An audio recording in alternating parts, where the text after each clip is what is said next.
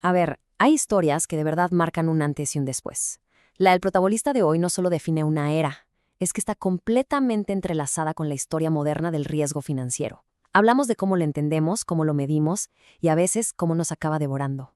Esta es la historia de cómo un fracaso monumental sirvió para construir un imperio. Vámonos a ese momento. Septiembre de 2008. Lehman Brothers ya no existe.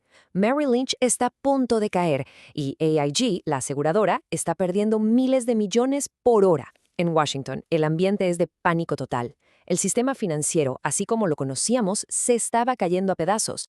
El Tesoro de los Estados Unidos se enfrenta a un problema. Bueno, a un monstruo. Tiene en sus manos una cartera de activos tóxicos, una especie de caja negra llena de deudas que valen billones de dólares. Y lo peor es que nadie, ni las mentes más brillantes, sabe qué hay adentro o cuánto vale realmente. Se necesitaba a alguien que pudiera ver en esa oscuridad. Y en ese momento, en esa crisis casi existencial, la llamada de auxilio no fue para los gigantes de Wall Street, ni para Goldman Sachs ni JP Morgan, no. La llamada fue para un solo hombre. Alguien que llevaba las últimas 2 décadas construyendo precisamente la herramienta para abrir esa caja negra. Llamaron a Larry Fink. Ok, para poder entender por qué él, y solo él, era la persona para ese trabajo, tenemos que irnos un poco para atrás. Porque su historia de éxito no empieza con un gran triunfo, sino con un fracaso. Un fracaso tan, pero tan colosal, que redefinió su vida y con el tiempo a todo Wall Street. Pensemos en el Larry Fink de los años 70. Llega a First Boston sin ser el típico niño bien de la élite. Pero, ¿saben? Ve algo que nadie más veía en el, hasta entonces, aburrido mercado de bonos. Fue uno de los pioneros en la titulización de hipotecas. O sea, agarrar miles de préstamos, empaquetarlos y venderlos como si fueran acciones. Fue una auténtica revolución. Su departamento se convirtió en una máquina de hacer dinero y para los 31 años ya era el director más joven en la historia de la firma. Era, literal, el chico de oro. Y entonces, en 1986, ¡pum!, todo se derrumbó. Hizo una apuesta gigantesca, convencido de que las tasas de interés no se moverían. Estaba segurísimo de sus modelos, pero se equivocó. ¿El resultado? Una pérdida catastrófica de 100 millones de dólares. En los 80s, esa cifra no era solo una pérdida, era un escándalo nacional. De la noche a la mañana, el niño prodigio pasó a ser un paria. El hombre que iba para director del banco de repente era evitado en los pasillos. Como él mismo diría años después, fue la experiencia más dolorosa de su vida. Pero justo ahí, entre las ruinas de su carrera, nació una obsesión. ¿Cómo es que no lo vi venir? ¿Cómo no vi el riesgo? Y esa pregunta, esa simple pregunta, lo cambió absolutamente todo. Se dio cuenta de que su error no era solo suyo, sino que era el síntoma de una enfermedad que afectaba a todo el sistema financiero, una especie de ceguera sistémica, y se propuso construir la cura. Aquí es donde se da el giro. El viejo Wall Street funcionaba a base de corazonadas, de ego, como si fueran gigantes ciegos tomando decisiones con los datos del día anterior. Lo que Fink propuso fue algo radical. Dejar de adivinar y empezar a medir. Usar la tecnología para entender el riesgo, pero en tiempo real. Y esa fue la promesa, casi un juramento, que le hizo a un pequeño grupo de socios con los que fundó una nueva empresa desde cero. Una firma que no se basaría en el genio de una persona, sino en la mirada fría y calculadora de la tecnología. A esa empresa la llamaron BlackRock. El corazón de esta nueva empresa iba a ser una máquina, un cerebro central. Y le pusieron un nombre, Aladdin. Su propósito no era ganarle al mercado, sino entenderlo a un nivel de detalle que nadie había imaginado.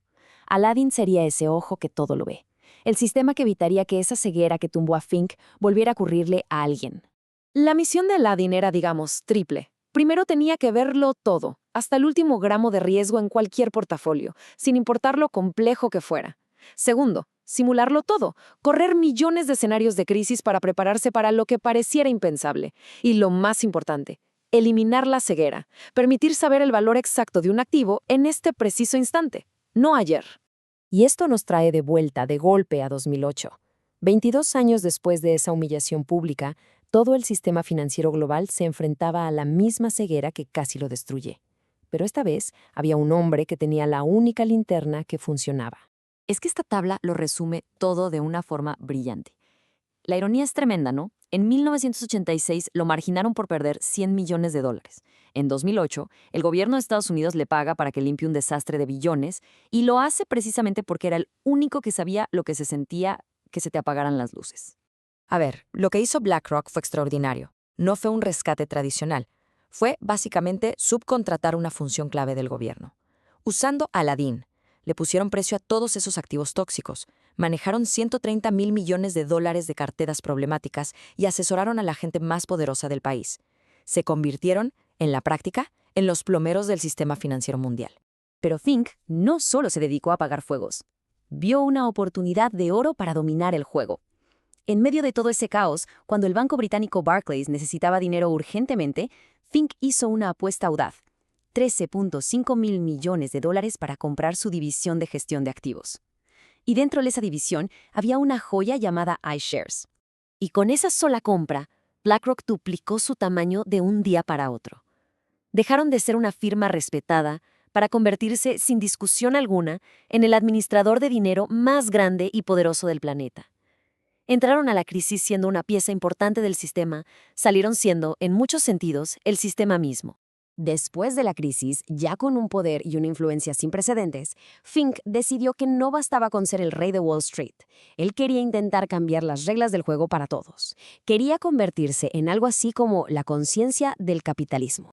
Y fue cuando empezó a escribir sus famosas cartas anuales a los CEOs de las empresas más grandes del mundo. En esas cartas les exigía más que solo ganancias. Hablaba de tener un propósito social, de gobernanza y sobre todo de criterios ambientales, sociales y de gobernanza, lo que se conoce como ESG. Básicamente les dijo, si quieren el dinero de BlackRock, tienen que demostrar que están aportando algo bueno a la sociedad. Y bueno, la reacción fue inmediata y fuertísima. Y además le llovió de todos lados. La izquierda lo acusó de hipócrita, de hacer greenwashing, porque BlackRock seguía siendo de los mayores inversionistas en combustibles fósiles, y la derecha lo tachó de globalista, de usar el dinero de la gente para impulsar una agenda radical. De hecho, varios estados conservadores retiraron miles de millones de dólares de sus fondos.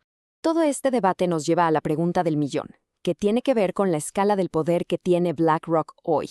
Un poder tan pero tan grande que funciona casi como una fuerza de la naturaleza, como un soberano invisible en la economía global. 14 billones de dólares. Esa es la cantidad de activos que BlackRock y su plataforma Aladdin supervisan. Es un número tan absurdamente grande que es casi imposible de procesar. Para que nos demos una idea, si los activos que maneja BlackRock fueran la economía de un país, sería la tercera más grande del planeta, solo detrás de Estados Unidos y China. Ellos no solo invierten en el mercado, en muchos aspectos ellos son el mercado. Y así, la historia del hombre que fue humillado por no ver el riesgo nos deja con la pregunta financiera más importante de nuestra época. Su creación, Aladdin, le enseñó al mundo a ver. Pero, ¿qué pasa cuando todo el mundo usa la misma linterna para ver hacia el futuro? ¿Qué riesgo invisible se crea cuando un solo sistema, una sola máquina, se convierte en el juez que decide qué es seguro y qué es peligroso para todos?